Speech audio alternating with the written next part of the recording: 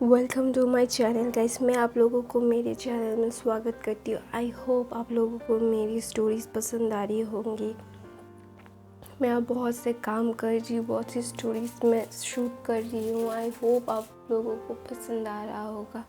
मैं नई स्टोरीज़ भी डालूँगी, तो आई होप आप लोग मेरे चैनल को सब्सक्राइब करेंगे। और कहानी सुनने के लिए मैं आज की कहानी शुरू करती हूँ। आई एम बैक का ये 16 पार्ट है, 16वां पार्ट। ये बहुत अच्छा जा रहा है गाइस। प्लीज़ और लाइक कीजिए और कमेंट कीजिए गाइस प्लीज़। तो मैं स्टार्ट करती हूँ।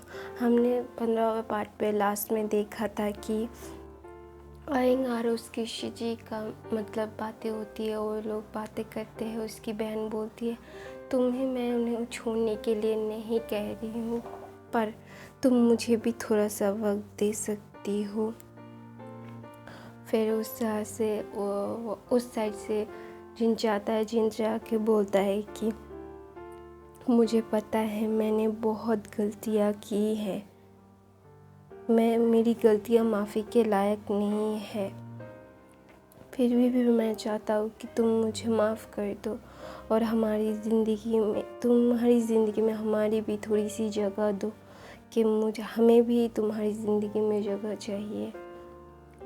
अशिन फिर जिनचा ना बहुत रोता है, वो ना फूट के रोता है और उसका बेटा ना देखता है कि उसके पापा रो रहे हैं, तो ना उसे बुरा लगता है कि उसके पिता की गलती की वजह उसके अंकल मारे गए। उसके अंकल की मौत के ज़िम्मेदार उसके पिता ही हुए।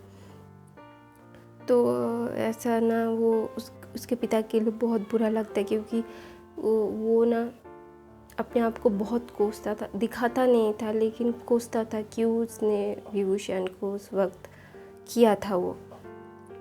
तो आयंग ना घूम के उसे उठाती है और बोलती है कि वो होना ज़रूरी था, इसलिए तो मेरा जन्म हुआ ना। मैं अपनी एक फैमिली में हूँ, मेरी ज़िंदगी इतनी खुशहाल है।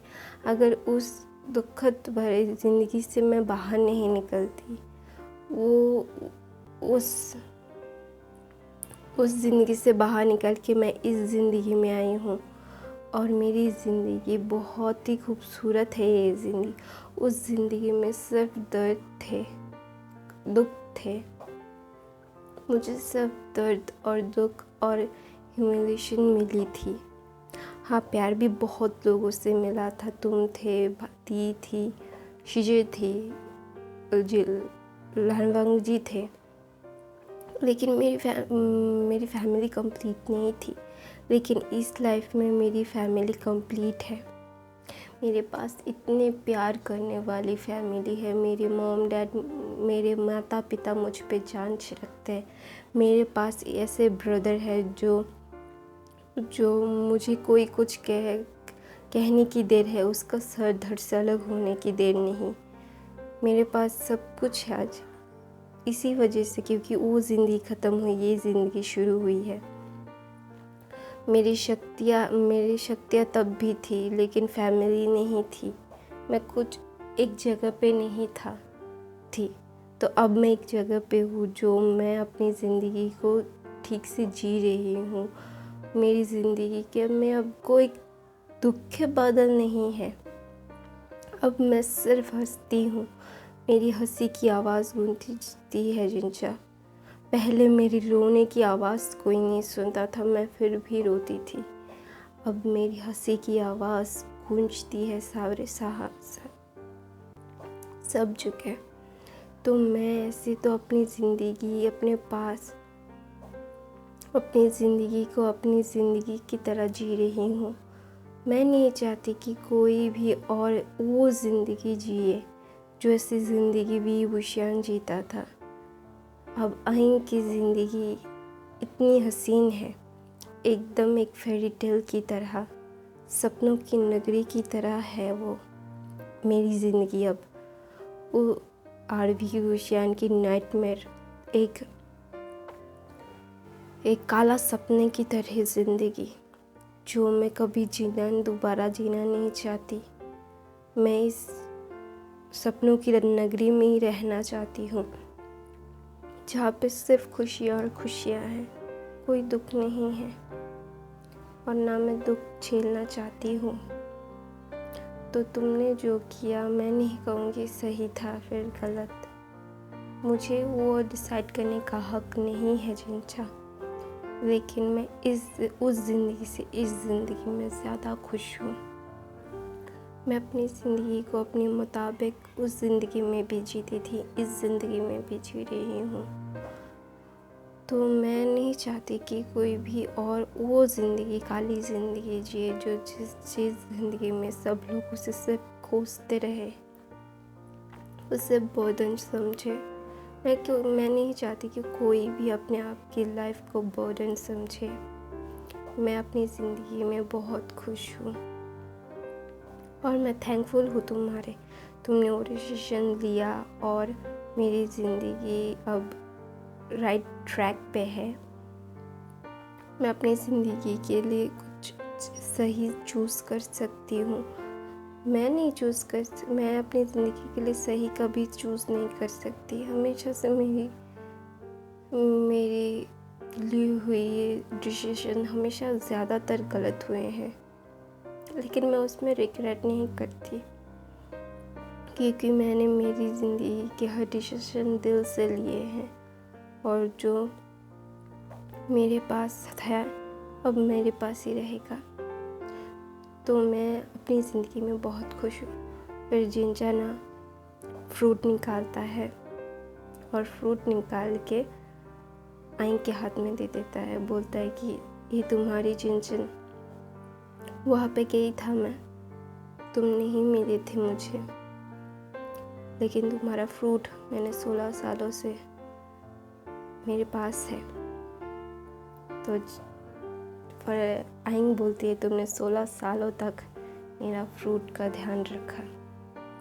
फिर वो लेती है वो फ्रूट और ना उसे लेते ही ना उसके शरीर में थोड़ा सा वाइब आने लगता है और वो मतलब गहरी गहरी सांस लेती है और लेती रहती है, लेकिन उसकी शक्तियाँ कंट्रोल में आ रही है। उसकी एक चीज़ होता है, सबकी शक्तियाँ एक चीज़ में होती है गाइस।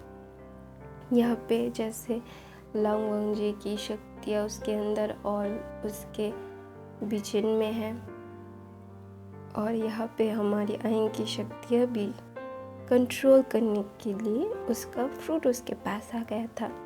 तो ना वो बहुत खुश होती है, बोलती कि जिन भी तुम्हारे पास थी, मुझे बहुत याद आई इसकी। फिर जिंचा मुँह फुला के बोला मैं हमारी तो तुम्हें याद आती नहीं है, तुम्हें पता था फिर भी तुम हमसे मिलने नहीं आई।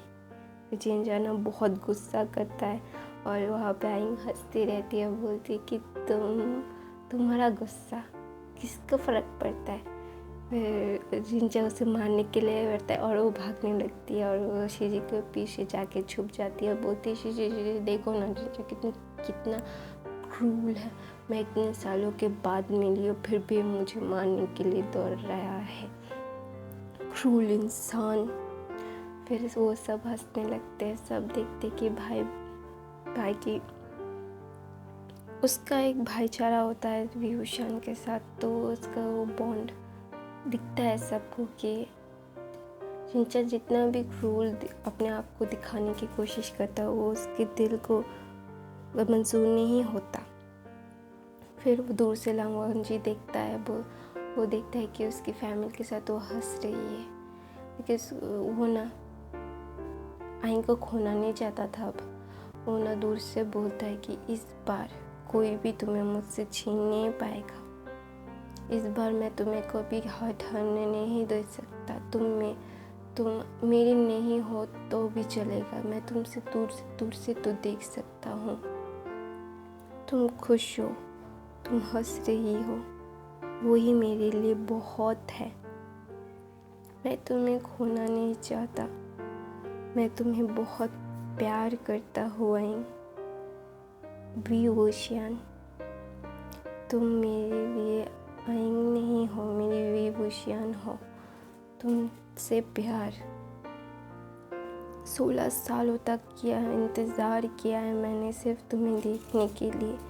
मैं तुम्हें देखकर खुश हूँ। अगर तुम मेरी ज़िंदगी में आना नहीं चाहती तो कोई बात नहीं, लेकिन तुम जहाँ भी रहो खुश रहो, मुझसे दूर रहो, कोई फ़र्क नहीं पड़ता।